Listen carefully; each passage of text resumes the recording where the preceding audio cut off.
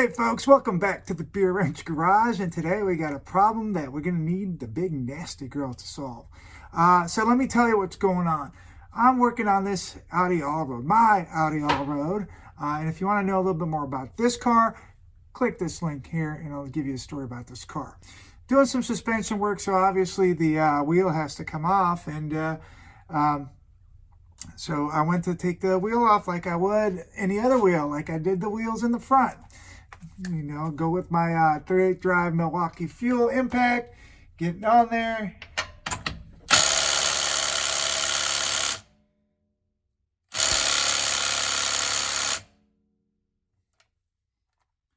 No dice.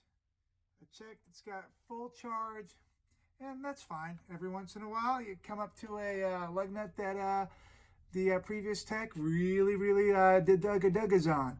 So I'll move to more ugga-duggas on my end, and I use the 1/2 inch drive Milwaukee, which is rated to many hundreds of feet-pounds of torque.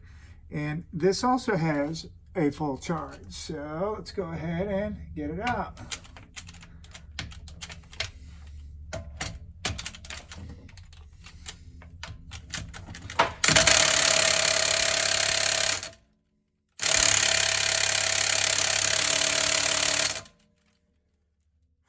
Not only does it not get it out, but the gun is stopping like its rotation because it's reaching its threshold.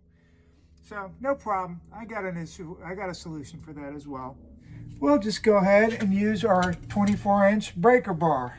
This almost never fails. I don't think I've ever had a situation where the breaker bar fails. All right, we got the wheel, the parking brake on, so all we're gonna have to do is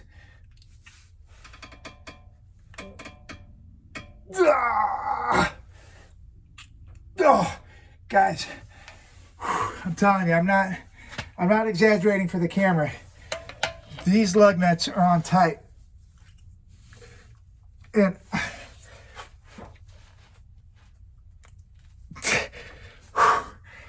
I'm almost at the point here where I kind of feel like I'm afraid I'm going to rock the car back off the quick jacks. I'm not really going to, but it feels like that.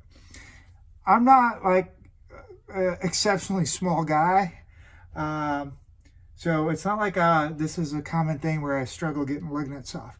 But these lug nuts are on real freaking tight. I can see that somebody was in here relatively recently doing brake pads on this, and it's probably at some Jiffy Lube or something like a Valvoline tap place, and the person that did it, the kid that did it, zipped these back on with some kind of like full ugga-dugga torque gun.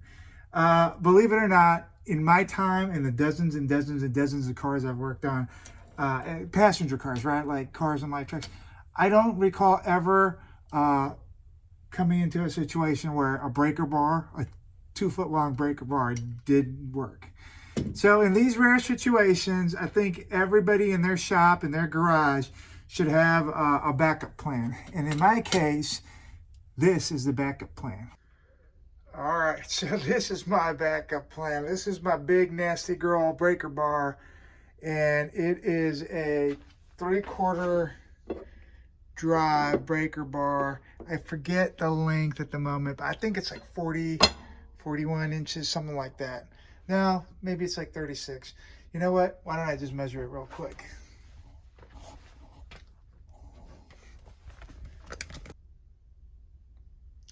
Yeah, it's 36-inch breaker bar,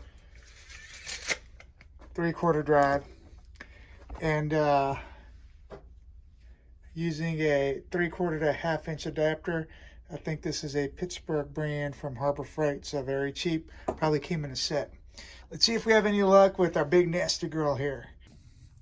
All right, so point of this video is everybody needs a big nasty girl in their life. All right, let's see if we have any luck with this. Same lug nut, 17-inch socket. All right, goodness. Good Lord. It's fighting through the parking brake. Shit.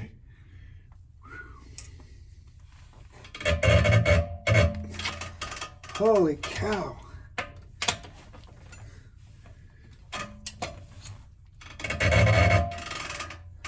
Holy cow.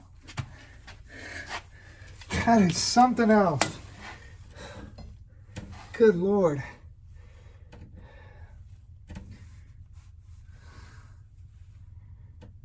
Shit. Well, let's see what we can do with that then. All right, so this has turned into more of an interesting video than I thought it would be. Nasty girl is using physics like she should, but instead of overcoming the physics of the lug nuts, she's overcoming the physics of the parking brake. So let's see if we can use this punch, which is a USA-made Craftsman punch, 1/4-inch punch that I found at the junkyard a while back. And so that's either good karma or bad karma. And, well, I'm going to say it's good karma.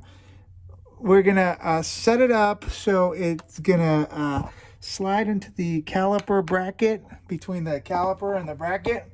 And when the wheel rotates this way, when Big Nasty's pulling the wheel that way, the wheel will hopefully get stuck. Geez, I don't know if that's going to work. I might just break the caliper bracket, but let's give it a whirl and see what happens. And if I do, at least you guys will see it. All right, big girl.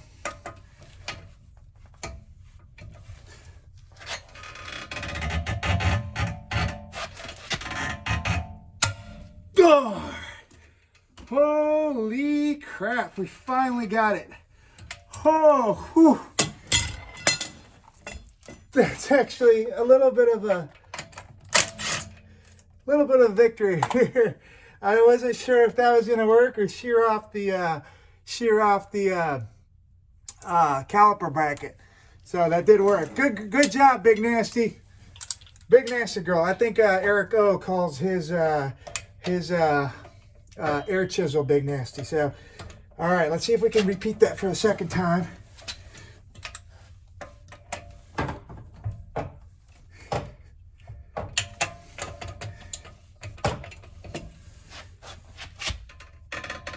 Whew.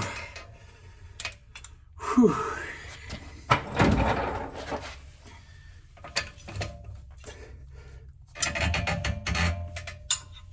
There it goes.